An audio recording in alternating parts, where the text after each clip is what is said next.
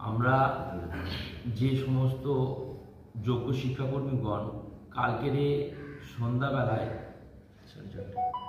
4:30টার সময় বোর্ডের প্রেসিডেন্টের সঙ্গে মিটিংয়ে এসেছিলাম, তারা মিটিংয়ে আশাহত হয়েছিলাম এবং সেখান থেকে আমরা আমরণ অনশনের কর্মসূচি শুরু করেছিলাম। প্রায় 16 ঘন্টা অতিক্রান্ত হয়েছে, আমরা এই অনশন চালিয়ে যাচ্ছি। এখনও পর্যন্ত কোনো সদুত্তর আমরা ঊর্ধ্বতন কর্তৃপক্ষের কাছ থেকে পাইনি।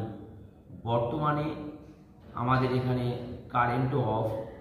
আমরা জানি না এরপরে আমাদের মোবাইলের চার্জিং বা আমরা কোনো বার্তা এখান থেকে বাইরে দিতে পারবো কি না, এটাও আমরা শিওর নই যে অ্যাকচুয়ালি এখান থেকে এটা অফ করা হয়েছে না কোনো যান্ত্রিক ত্রুটির জন্য এটা বন্ধ হয়েছে।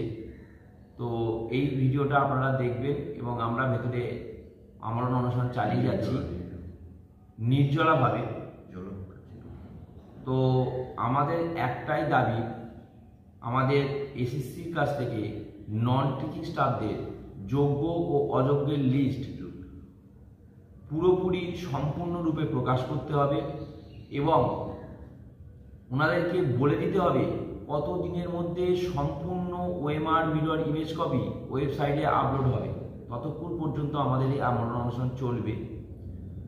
তো এই বার্তাটা ওনাদেরকে কাছে আমরা পৌঁছে দিলাম। ওনারা এবার কি উত্তর দেয় সেই উত্তরের আশায় আমরা এখানে অনশন চালিয়ে যাব।